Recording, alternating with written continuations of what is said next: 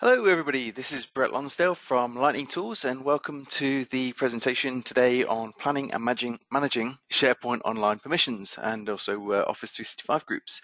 Thank you very much for joining. I hope you get a lot from this session today. The session is being recorded, so it will be also available after today as well. So we'll make sure that we get that recording out to you. And of course, you can share that with your colleagues or anybody that you think might be interested in it as well. So what we're going to do, first of all, is just enlighten you as to who Lightning Tools are. So we'll just have a quick look at that before jumping into some content around the permissions and how we can best manage those permissions and plan for permissions going forwards.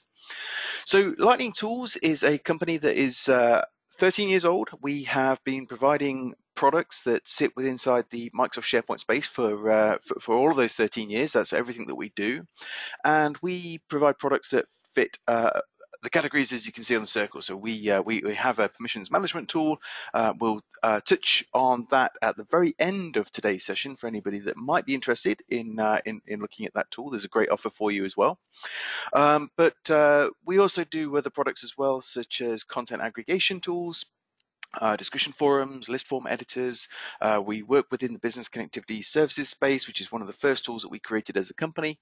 And we also have charting and data visualization. And these are available across SharePoint on premises, all of the versions, and also SharePoint online, all designed to work with the modern SharePoint as well. So if you are using modern or classic, you'll still be able to use the products that we have available.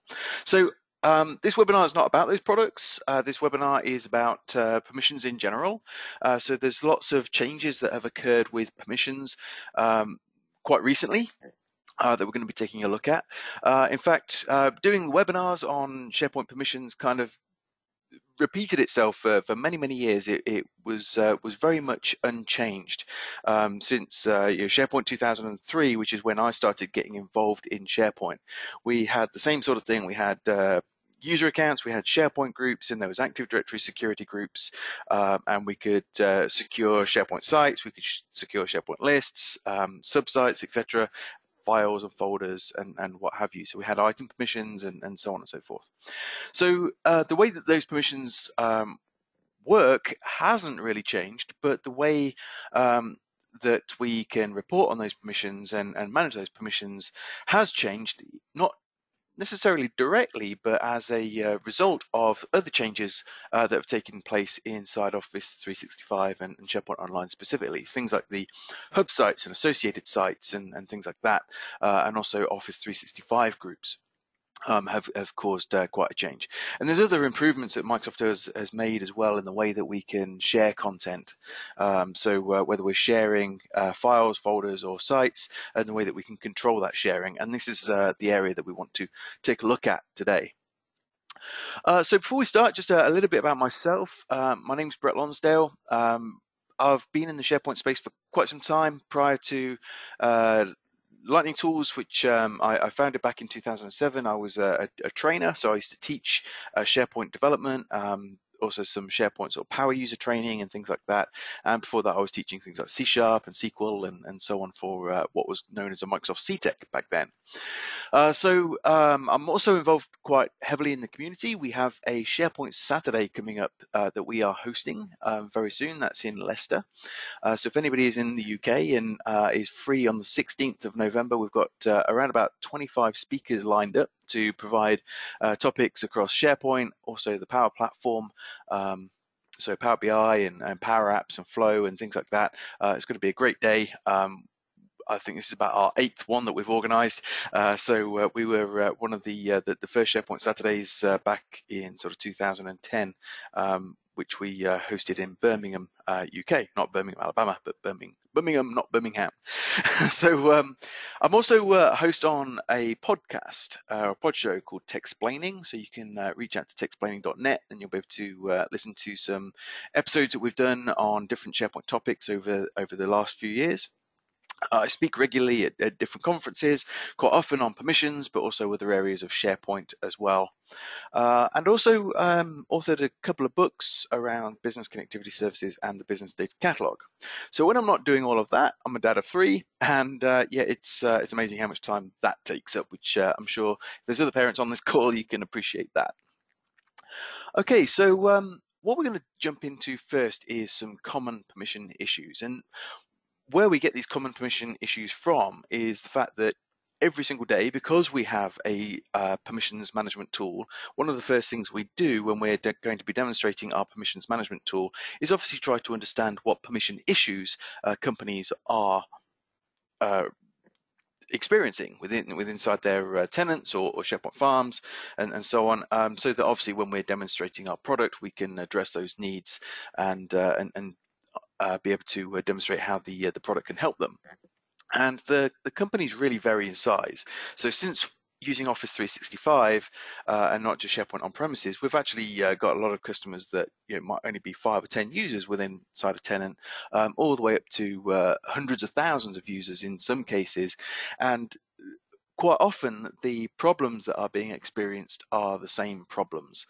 So what we're going to do first of all is just have a look at what those problems might be that you say you're experiencing, and we'll look at realizing what's actually the underlying cause of those problems and what can we do to plan better the way that we manage permissions and also help our users, our site owners and site collection administrators overcome some of these challenges that they're seeing around SharePoint permissions.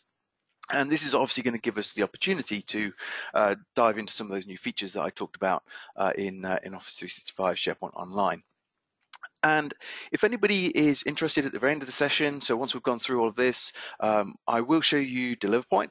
So by all means, if you're not interested in DeliverPoint, you have no budget for a tool, or you're just plainly not interested, you just want to get some knowledge about permissions in SharePoint out of the box, and please attend this main part of the session. But if you are interested in just a quick 5 minutes on what DeliverPoint can also do for you, and to see how you can get your hands on that for 30 days free of charge, then stay on to the very end.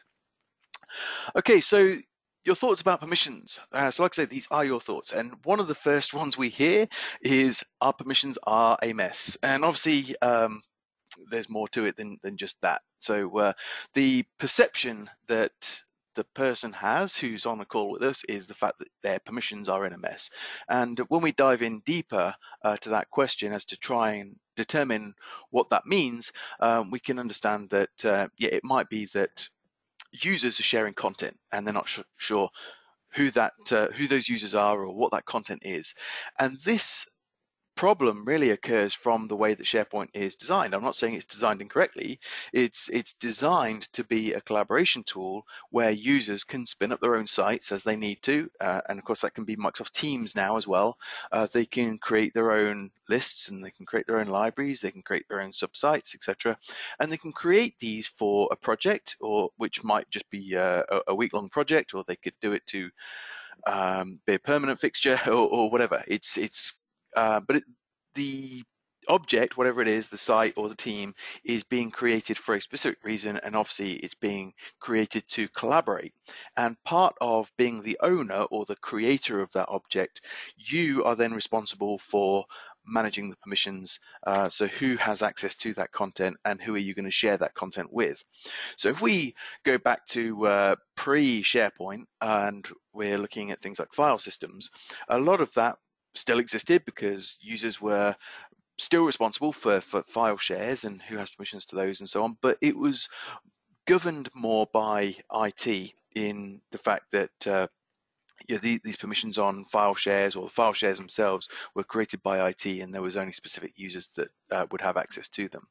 So now we've got this this responsibility on the site owner to manage the permissions when they're not technical in all cases. They may be a salesperson, or they may be a human resources person, or it could be a warehouse member of staff, whatever. Their main responsibility has not been IT. It's doing whatever job they're employed to do, but they needed to spin up this site, and part of that, like I say, has this responsibility of sharing content.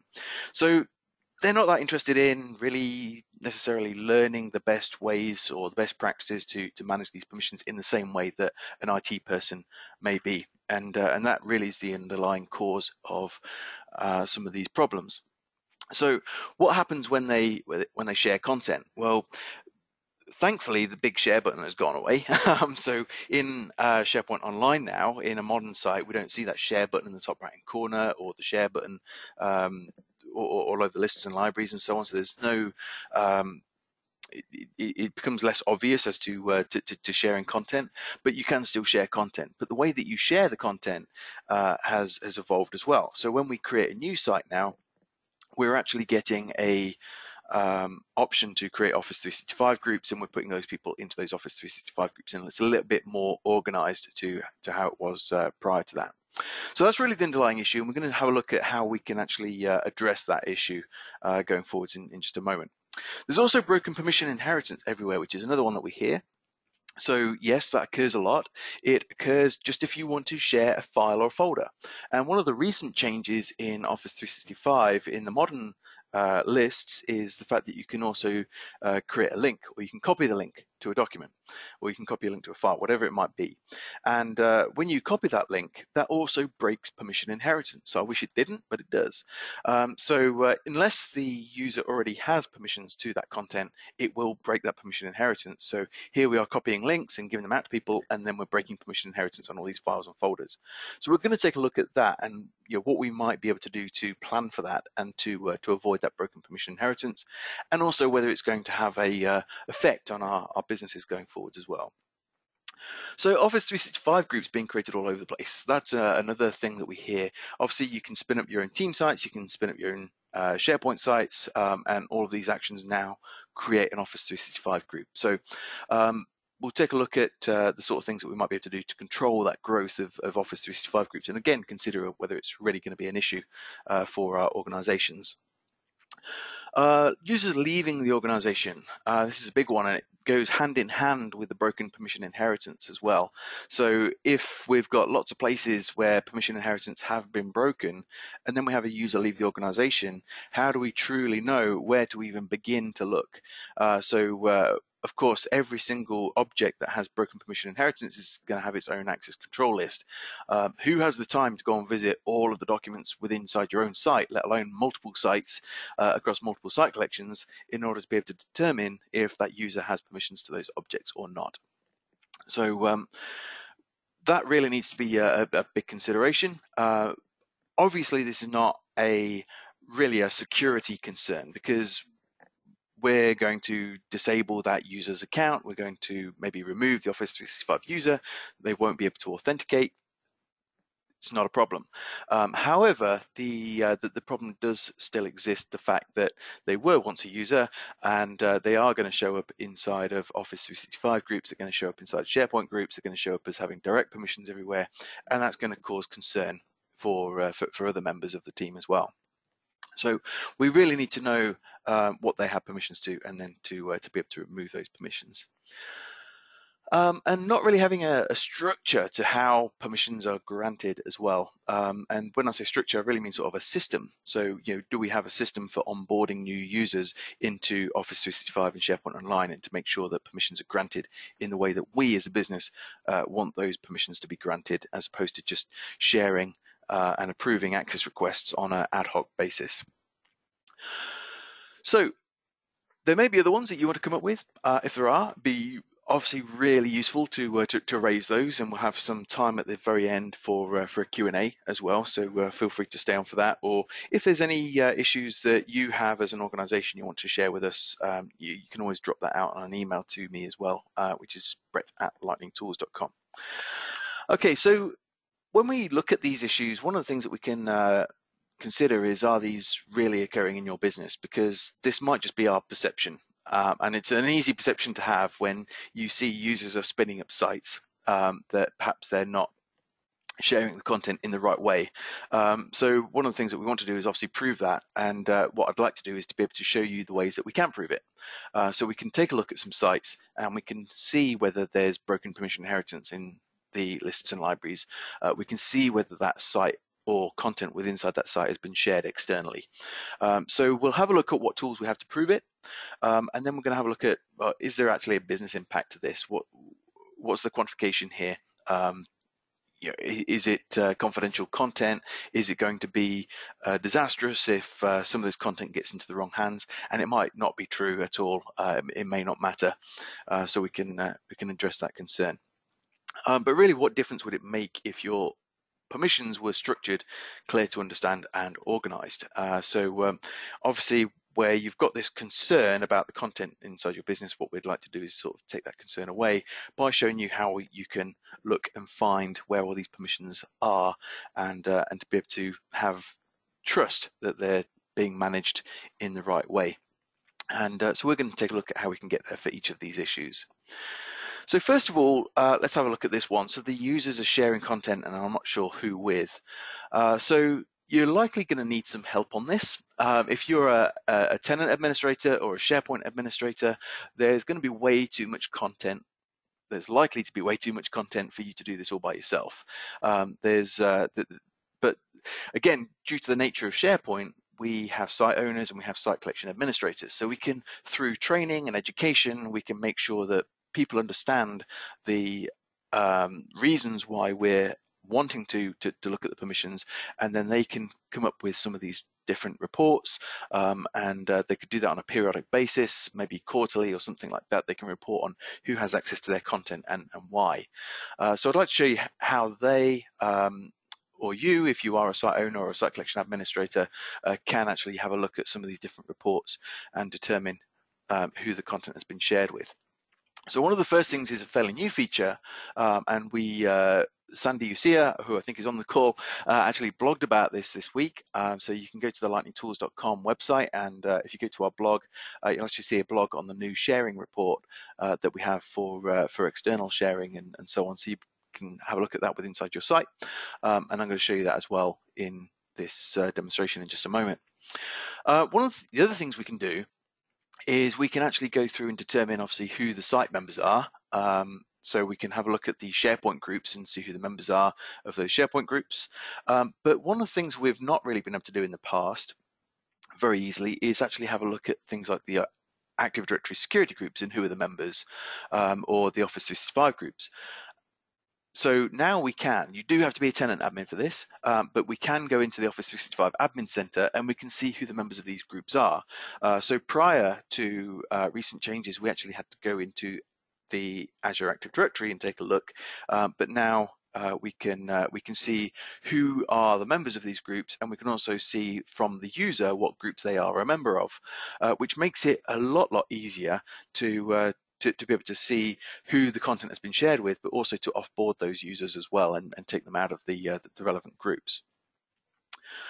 Okay, so yeah, we want to have our users educated well, is one of the things that we're going to want to do as best practice. So we can put systems in place, and we'll be talking about this later on, to make sure that when users are sharing content, they're doing it in a uniform way, that they're doing it in a way that the business wants them to share content, and also that they are responsible or aware of the impact of sharing content.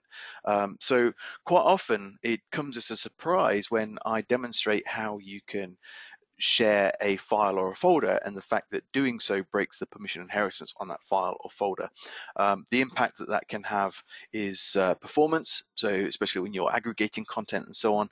If we're having to check for the relevant permissions when you're aggregating content, that's going to impact the performance, and it also makes it that much more difficult to remove the permissions as well, since they are assigned directly.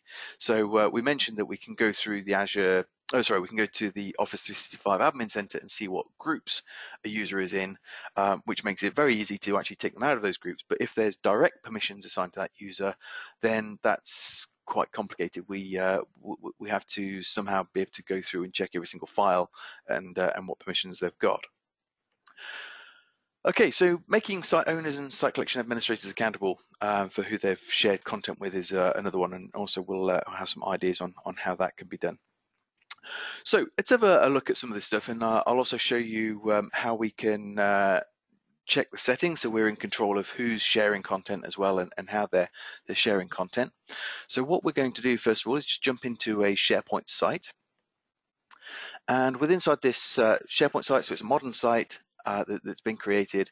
And let's just have a look at the site permissions panel first of all, see how that's changed. So maybe you've not seen the modern sites yet.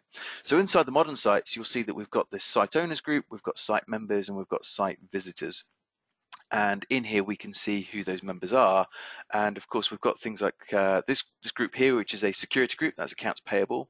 I've also got some direct users, so demo user 11, demo user 12, and then I also have the Office 365 group itself nested inside the members group, the SharePoint group, which happens automatically.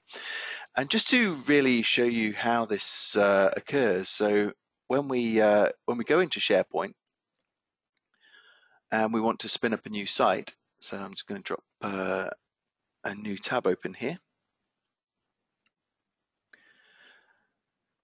So once upon a time we were creating subsites. So IT would be responsible for creating the site collections typically, but when you log into office.com, into Office 365, you have the ability to click on to create site when you go into SharePoint. And when we're in there, you'll see that we can obviously select a team site. And this is going to become a root site. It's going to be its own site collection. So I'm just going to call that demo 123. You'll see here that it's actually checking the site name is available. So this is going to create an Office 365 group for me. And as I choose next, we can put in some additional owners or additional members. And what I want to show you here is it's actually quite difficult to use an Active Directory security group now. So if I put in or try to put in accounts payable, it's not actually showing that as a result. I can't add accounts payable as a member, so I can't nest an Active Directory security group at the moment when I'm creating the site. So I can only put in members at this stage. So I could put in demo user 5, let's say, and demo user 6 in here, and then click finish, and I get my new site spun up. And once that site has spun up, we can then go through and share the site with other people and other groups.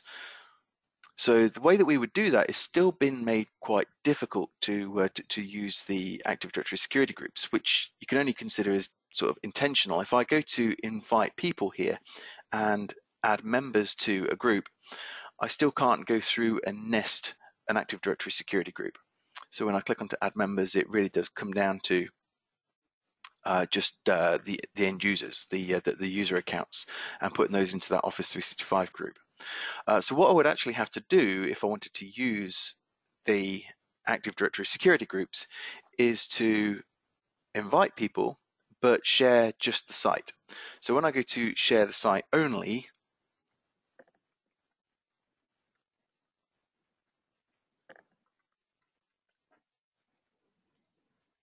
there we go. We've now got accounts payable, which is the Active Directory security group. We can drop that in and send an invitation and add that group to the site.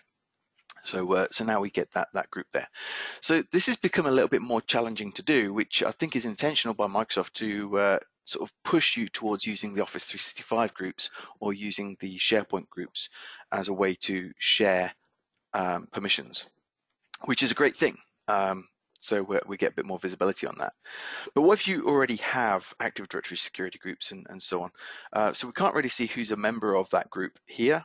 But when we go into the advanced permission settings, that's going to take us to this classic looking page, which we can only assume is going to become modern at some stage.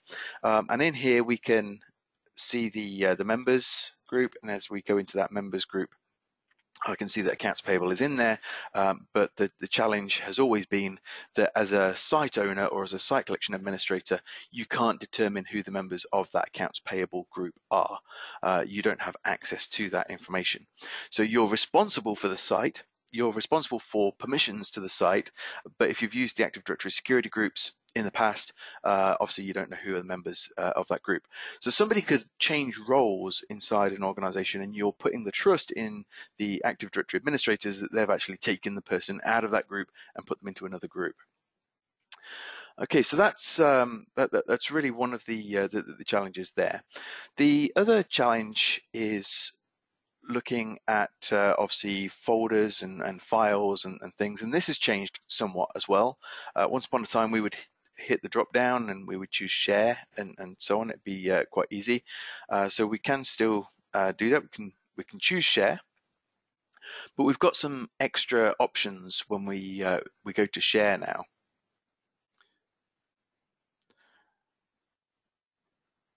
Sorry, so just wait for my site to hurry up. Because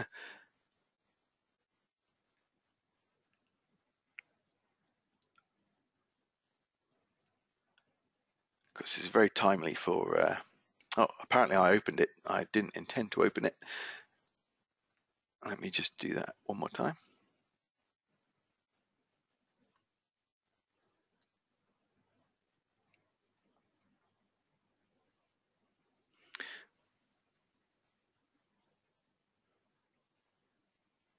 Okay, so if we want to share a document, we'll choose share very carefully, and hopefully we won't this time open up the document.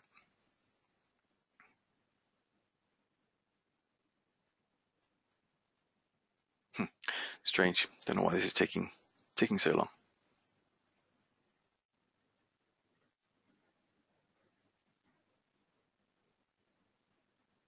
Once again, it wants to open up the file. Okay, never mind. We'll talk through that. So clicking share should actually give me the same options as copying a link. So just bear with me on waiting for this library to load one more time. Well, it's got a mind of its own right now. Let's reload the page.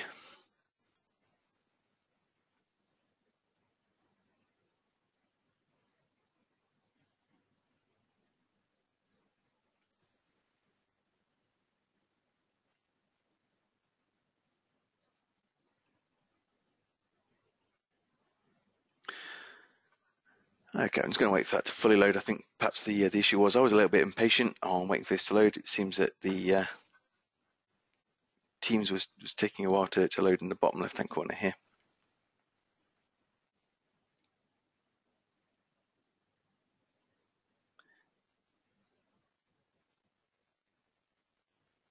Okay, in fact, another way of getting to the option to share is to use the see details at the bottom. So I'm just maybe going to do that as an alternate way.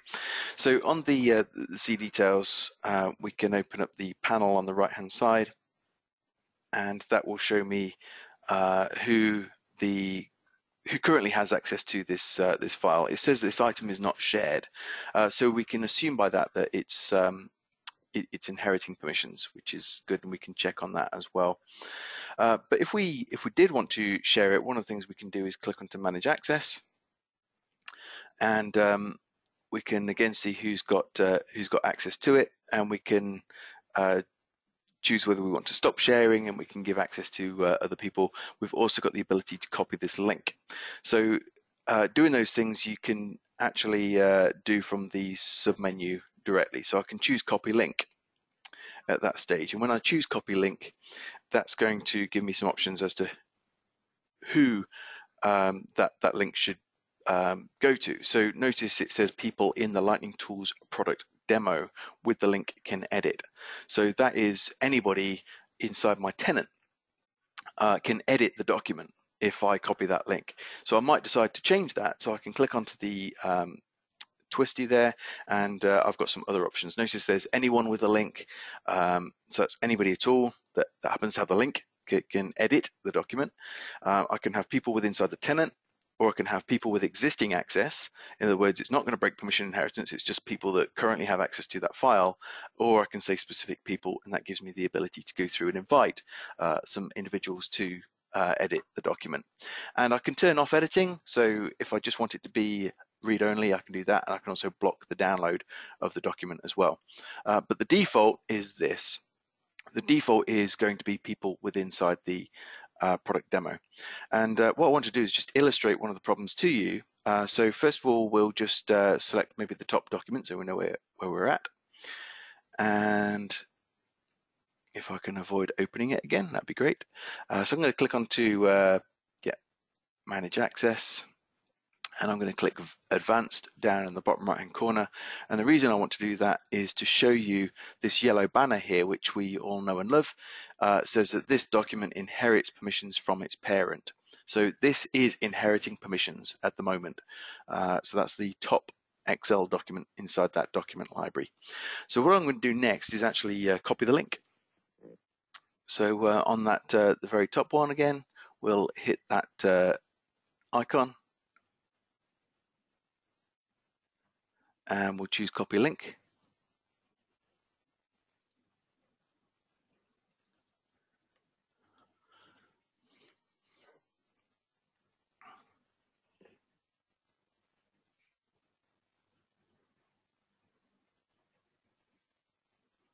Do apologize for the performance of my site. It obviously knows I'm doing a webinar here. Wants to ensure that I've got some editing to do for the recording.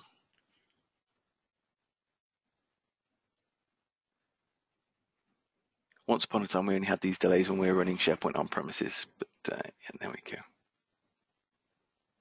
All right, so I assume that did it. Copy link. Okay, so it says link copied. Okay, which is great. So it's people in the Lightning Tools product demo with the link have access, so that's fine. I'll apply that. That's copied it, and let's go and have a look at the details again on that one. So we'll go through to Manage Access and click onto Advanced. And here's the problem. So now you can see the document has unique permissions. So by doing that, by copying that link, we've now broken the permission inheritance. And anybody has permissions to this. You can actually go through and manage the links if you want to.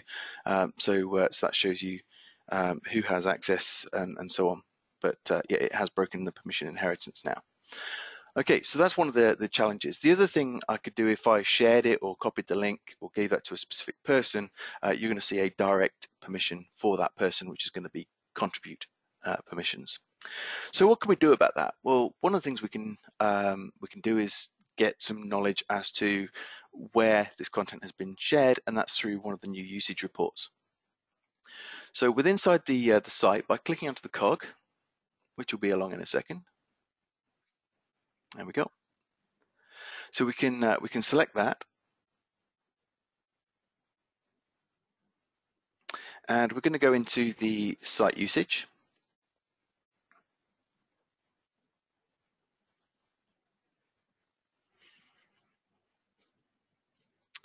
And if we scroll down a little ways, we can see shared with external users. And in here is the ability to run a report. So I'm going to click onto that run report.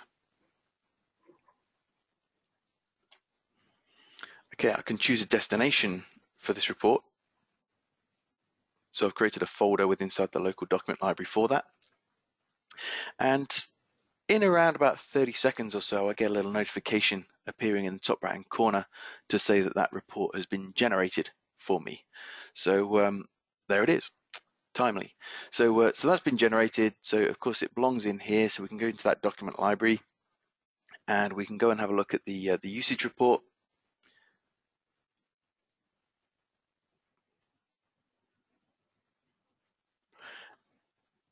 And so here's the one that was created just a few seconds ago. So we can go and open that up, and it is an Excel document. And here we are. So if we just expand these columns here, we can see what inside this site has been shared. So I can see there's a document library called private documents that has unique permissions. I've also got this is the document that we just shared, the first one. So I can see who's got permissions to it. And likewise with some of the other Excel documents and PowerPoint documents and so on.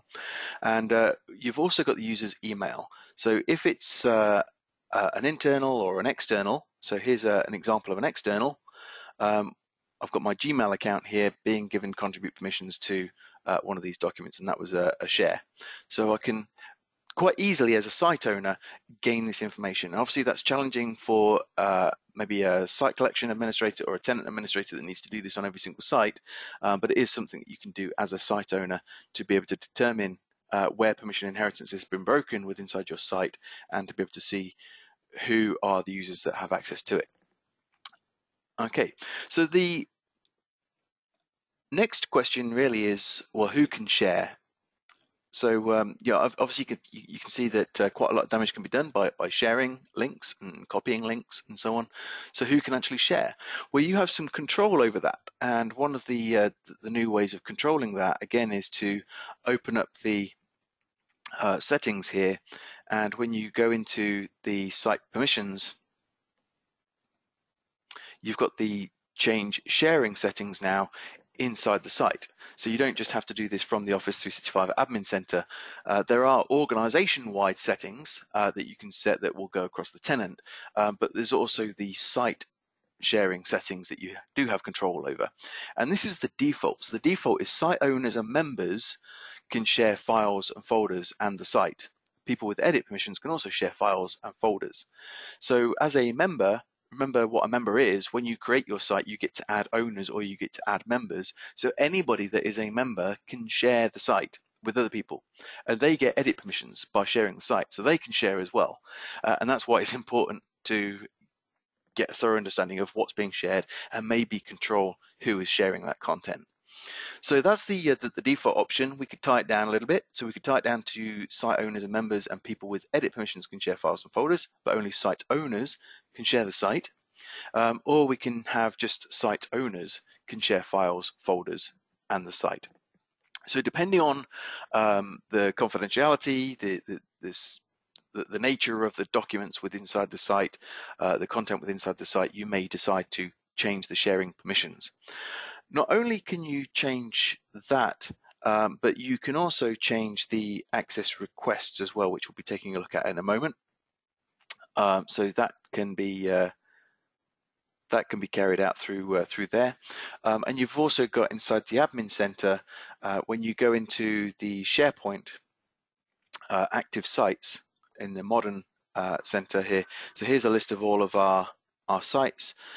So you can control that from here as well. So if we just simply select one of the sites and then choose sharing, you've got that ability to adjust what can be shared as well. And we'll be taking a look at some of that in just a moment. Okay, so that's the sharing report. The Admin Center also has the groups. So this is something that we couldn't do very easily before. So when we go into the Admin Center, so not the SharePoint Admin Center, but the Office 365 Admin Center, you have the ability to have a look at the groups. So when we go into the groups view, you can actually determine who are members of these groups. So notice we've got security groups, we've got Office 365 groups. It's not obvious how you filter these reports, but you can filter them. Obviously, you're going to have a lot of groups. So what we can do is click onto the filter icon on the right-hand side here. If I was just interested in the security groups, I can select that, and then we can choose the group, and we can see who the members of that group are. Okay, so in here we can see we've got demo user 1 at Lightning Tools, and so on. So even though we can't do that from within inside the site, we can do it through the admin center. So that's very accessible for any tenant admins to be able to perform that. You can also do it in the reverse way. So I can have a look at active users, and let's say we're going to retire a user, maybe they're changing roles or they're leaving the organization. We can select a user, and we can see what groups that user is a member of, and that includes the Active Directory security groups or also the Office 365 groups, and you can go through and manage that. So any of the groups that you want to remove, you can just simply deselect them, take them straight out of that group, which is very useful. Okay, so a great way to remove permissions. And like I said, that's not going to remove any direct permissions though. It's only going to take them out of groups, which is the key thing. So broken permission inheritance everywhere. We've kind of touched on this already. So first of all, what reporting features are available to prove that broken permission inheritance has occurred everywhere? Well, you can certainly go into the classic advanced permissions settings pages on sites, in lists and libraries, and also folders and items, and you get that little yellow banner that says whether permissions have been broken or not. So it's actually quite useful, so we can just jump in there and have a look. So when I go to site permissions and we choose the advanced permission settings, notice it says here on the yellow banner that we may ignore, some content in this site has different permissions from what you see here. So you can click on to show these items, and it tells me here that there's a document library called private documents, which there is. There's also documents with inside those document libraries that have unique permissions. So I can view the exceptions is the wording that it has. So I can click onto that, and that then returns for me the lists of files or items that have the broken permission inheritance. So then we can go through and manage those permissions. And one of the things we might obviously want to do is re-inherit. So we can do that by clicking on that inheritance drop down and choosing delete unique permissions, and that will set it back to inheriting. Obviously, that's going to be quite time consuming if there's a lot of documents with broken permission inheritance you want to reset, but it can be done in that way. So how do you stop this from occurring? So obviously there's going to be the need to share content, and you may want to share content externally, but by organizing the way the content is created, you can have a little bit of control over whether it's necessary to break the permission inheritance. For instance, when you create a site, you get a single document library, and that single document library might have lots of different folders in it, could have nested folders in it, and it could have files with inside those folders. And every time somebody needs access to a document, it's going to be tempting for the user to share the document, and that's going to result, as I mentioned, in broken permission inheritance. So if we want to avoid that, what we might decide to do is actually have multiple libraries. So if there's content that is going to be useful for one type of role that has access to a site versus another type of role that might have access to the site, we could split that content between two different libraries, and that way we're only going to break the permission inheritance once at the library level. We're not going to break it on an ad hoc basis every single time they need access to a particular file. And we may do the same thing with folders as well. So you may have a folder that contains a whole bunch of documents that might be related to sales managers as opposed to salespeople, and therefore we could break the permission inheritance on that folder and give that access specifically to sales managers of the higher level. So by organizing how we're going to plan our content, that can help with breaking permission inheritance. But other than that, there's no real way to avoid it. If somebody's going to share a file or a folder, it's going to break the permission inheritance. So it does come down to that careful planning of how you organize your content. Now, obviously, the way things are changing as well with hub sites and associated sites has an effect on this, because what we used to do is create a site collection, and we would create subsites, and every single time we went to create a subsite, we would be prompted, do you want to inherit permissions or do you want unique permissions? So the way that we now create sites is different. We're just creating a new site. We're not creating a subsite, it's just a site, and we can associate it with another site, but that site does have, if you like, unique permissions, but all the users are going into Office 365 groups, so it's far more manageable than just breaking permission inheritance and not really having any idea as to where the permission inheritance was broken. Okay, so I've kind of showed this, the fact that you can share files and folders, but there are file and folder link settings, and you can do that when you're actually going through to share a file. So you certainly need to educate your users on that to make sure that they don't just accept the default. So as you saw, when you click onto the copy link or onto the share, to actually take note of what they're doing. So if they do have edit permissions and they have got that capability of sharing, when they do go to share, just make sure that they're aware of what they're doing here and what the responsibility is. So you could easily give everybody in your organization edit access to a document, or give anybody with access to the document the ability to edit it. So that's one of the concerns through there. So that's this drop down here. Just take a careful look at that. Make sure you know who, what type of user you're sharing it with. So inside the admin center, again, you do have some control over that one. So when you go into the admin center, and specifically the SharePoint admin center, so you may come in on the classic. You can still access all of this. So under sharing, if you're using the classic admin center there, you can control quite a lot about who can share what with inside your organization. So very worthwhile considering that. It looks more complex when you look at the classic view. When we go into the more modern view, obviously that's a concern as to who can share those links. So the way we would do that is by clicking onto sharing, and we've got this nice simple way of understanding it now. So under SharePoint, external sharing, so content can be shared with anybody is the default here. So we can bring that down to just registered guests, or existing guests, or only people inside your organization. So that's a control that we have there, and just beneath it is the file and folder links. So we can have what the default option is. So remember, that default option is only people in your organization. So you are giving edit permissions to anybody in your organization. So you might want to change what the default is there to specific people and make the user choose those people. You can also have those links expire. So if they are going external to your organization, I would recommend doing that. You could say, well, that link is only going to be available for 10 days or something like this. And then the link will expire. They won't be able to use it anymore. And you can choose what the permissions are. So the default is view and edit. So we might decide, well, we want to tie that down to just view only. And we don't want people to necessarily edit and upload folders either. We can just choose view for that one. The other option that we've got in here is also limit external sharing to specific security groups.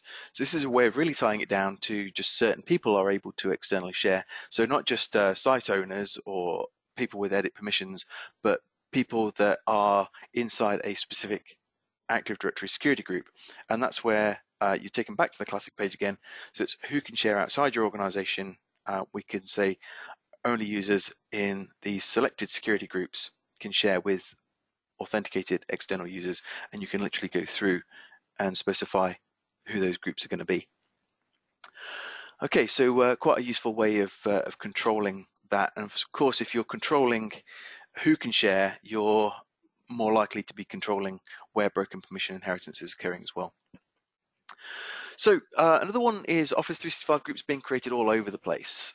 So I've already shown you that you can go into the Office 365 Admin Center and you can enumerate all of the groups, all of the Office 365 groups and the Active Directory security groups, and you can see who's members of them, which is useful.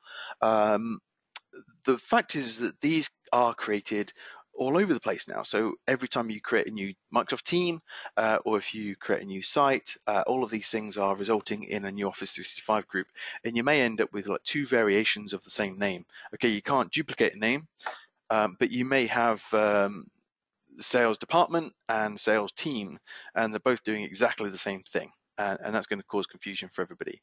So at least you can see what groups you have, who are the members of those groups. You can set up naming conventions, and you can also create Office 365 group expiration policies, which will shortly be based on activity as well. So when it first launched, which I think was about a year ago, the expiration policy was actually a predefined date, the predefined number of days from the point that it was created. And if somebody didn't renew it, then it would be gone. There'd be 30 days where you could actually restore that group, but yeah, it would be deleted once that date occurred, whether it's being used or not. So shortly we'll have that based on activity. So if you are using the group, if there is activity within inside the group, opening documents or whatever, then it won't expire. which is useful. So that is controlled inside your Azure Active Directory. So I'll show you where we can go to do that. So when we go, in fact, sorry, I was only one click away from it just now.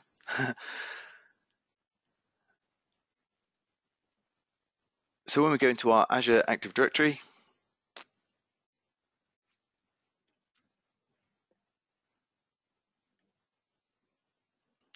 so in here we click onto Azure Active Directory, and then we can click onto Groups.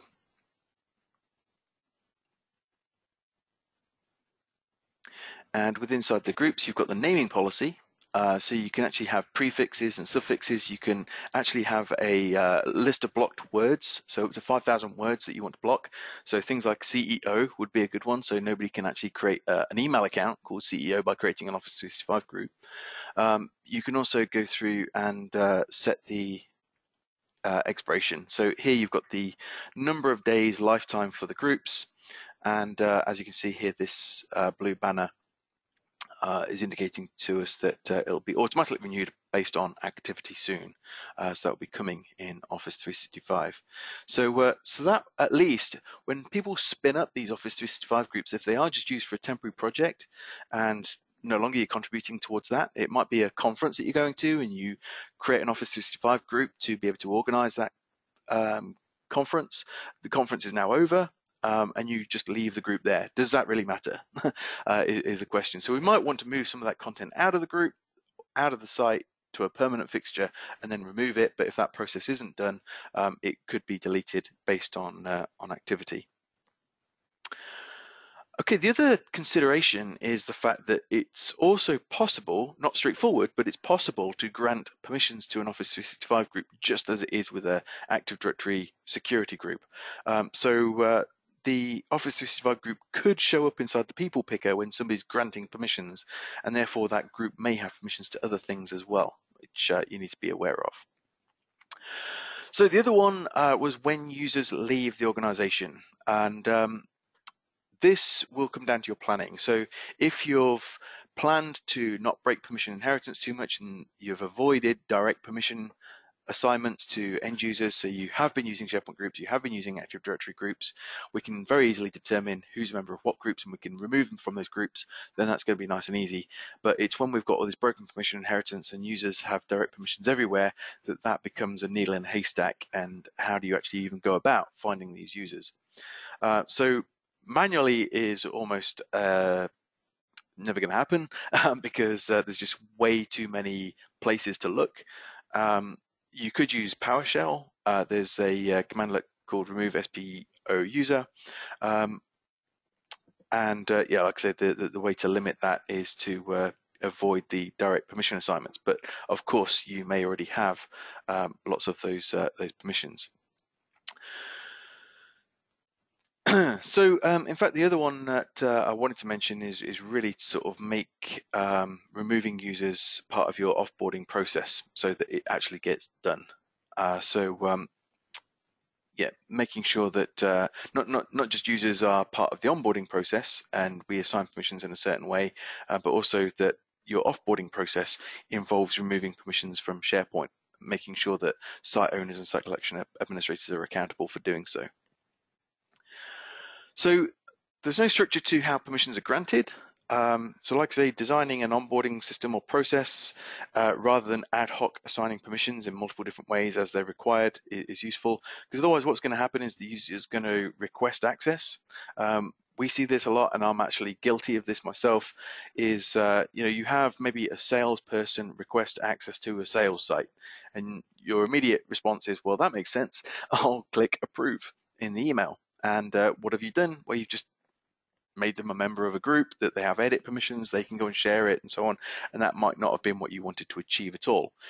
So instead of just responding immediately to those access request emails, we can sort of take a step back, give it some thought, and decide, is there actually a better way of granting this person permissions? So yes, they need permissions, but maybe the better way is by putting them into an existing Active Directory security group or something like that, so it makes it more manageable going forwards.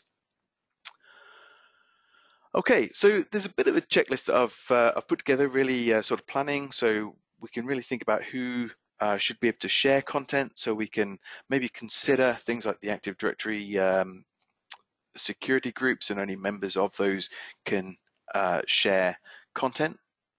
We can build processes around the preferred methods for sharing content as well, and also consider those organizational external sharing settings, and that can be done from an organizational point of view, from the tenant admin, but also as a site owner, you've got that responsibility for doing it with inside your own site. And building sort of quarterly access reviews where site owners can report on who has permissions to their content will force them to do that, and to keep things neat and tidy. So if there has been people that have left the organization, or you've got active links still on documents and so on, this can become part of a process where we look at all of that and remove it periodically, rather than letting it grow into that permissions mess that we described. Okay, so hopefully there's some useful hints and tips in there. We've just got a few minutes left of the meeting, so if you do want to stay on and have a look at Deliver Point, this is going to be useful to you, because what we do is we give this tool away for 30 days free. So you can add the tool, you could try it in your non-production environment, you can put it in your production environment, and you can test it to basically look at how you can clean up some of the existing permissions mess that you might have, as well as perhaps using it on an ongoing basis as well for part of your reviews. So just jumping back into SharePoint again, what I'm going to do here is just show you some of the controls that we have in here with Deliver Point. And one of the things we do is we make this tool available to site owners and site collection administrators as well, which is usually unheard of for a permissions tool, but you do have that responsibility. It's just that you don't have the right tools necessarily, such as you can't see who's inside the Active Directory security groups unless you're a tenant admin. So what we can do whilst we're inside a site is there's a little icon in the top right hand corner here where you can discover the permissions. You can do that within one click, or what I'm going to do is do a Discover Permissions Advanced, which will not only bring up the permissions for the site, but I can also tell it to bring up the permissions report for the lists and the items and any subsites as well. And we can generate that into one view. And this is going to enumerate every single user who has permissions to every piece of content that has unique permissions. So we've got every single user that has permissions to the site. We can see how they have permissions to the site. So if we take demo user 2 as an example, I can drill down and see that demo user 2 is actually inside that security group called accounts payable. That's nested inside the SharePoint group, and that's how they came about getting the edit permissions. And in here I've got the list permissions, the private document library, and I've got all the item permissions as well. And you can just fire that whenever you want to fire it, and it can go across the entire site collection in one go. You've also got the option to export that out to Excel if you want to as well. So that can be done at site level. We can also do it at list or library level as well, so you can report on the list or library. We can also report on items, multiple items as well. So you'll notice here in the drop down, there's one click away from the Discover Permissions report for the document, and then we can determine who's got permissions to that.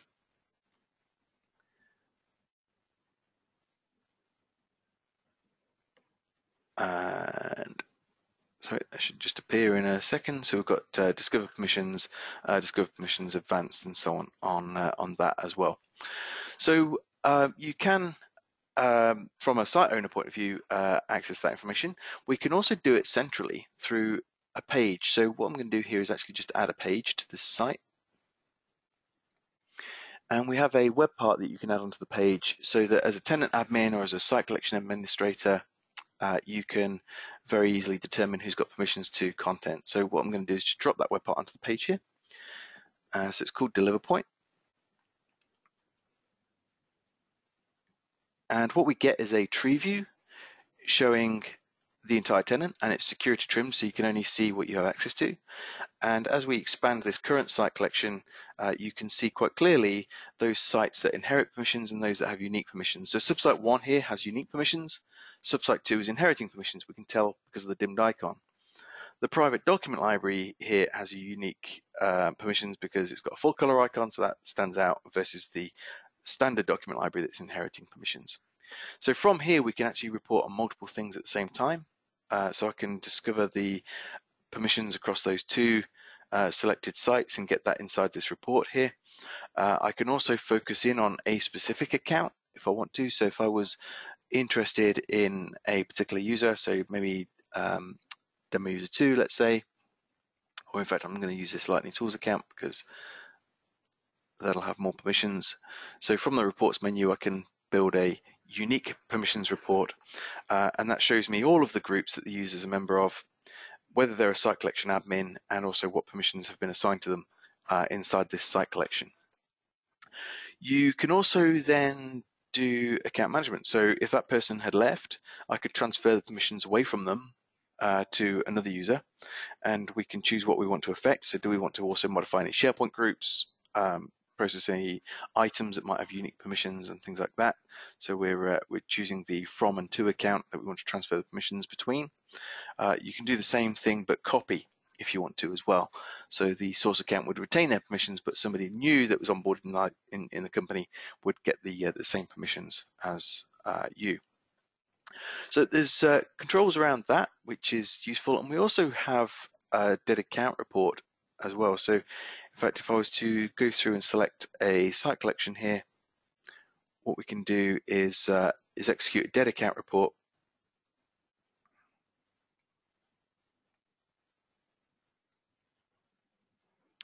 I'm just not seeing it for some reason. That's because I've got these two guys selected. There we go. So I can produce a dead account report. That will show me any accounts that still have permissions somewhere in the site collection, but the account has been removed from the Active Directory. So they're a retired user, but they've still got permissions. So we can go through and select that account and remove the dead account if we want to.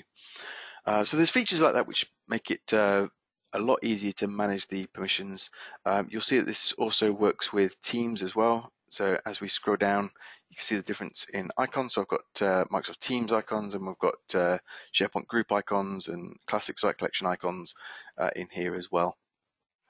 So we can see there where permissions have been assigned to each one, and manage those permissions in bulk. Okay, so that's just a very quick overview of that. Just to point out some of the things you can do. So you can bulk manage, you can clean up dead accounts, you can empower your site owners to clean up their SharePoint site permissions. You can obviously bulk report across multiple different objects. You can determine where Office 365 groups have been assigned permissions, and you can see all the external users that have access to your content as well. So even if you have no intention to buy, if you've got a bit of permissions mess that you want to clean up, this is available for 30 days. So you can go through, get a fully functional license for 30 days where you can go through and clean up your permissions. But if you do find it useful and you do want to move forwards with it, one of the things we are also offering is a 15-month license for the price of a 12-month license as well. So that's an offer open till the 30th of November this year. So at that point, what I'm going to do is open up for a Q&A. So if you've got any questions on SharePoint permissions out of the box, or if you've got questions on DeliverPoint, what you can do is raise your hand. So there is the ability to raise your hand in the GoToMeeting software. I can then unmute you and you can fire away with your question.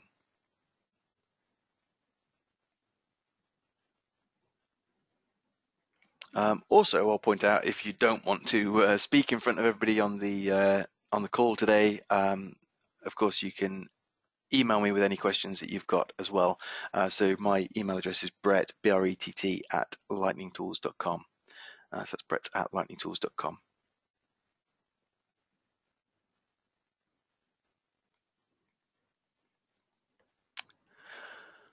All right, I'm not seeing any questions, so I'm going to assume there are none. So I hope that you all found that useful, and you at least got a couple of snippets which are going to help you with managing your permissions going forwards. But But like I say, if you do think of anything after today, let me know. And also, if you want to rewatch this, it will be available within 24 hours. If you go onto lightningtools.com, there is a webcasts page, and that's where you can see all of our previous webcasts. So you'll be able to see it uploaded there. So if you maybe check back in 24 hours time, you should see that meeting available to you. And we'll also notify you as well by email once it's been uploaded. All right, thank you very much, everybody. I hope you enjoyed it and have a great evening.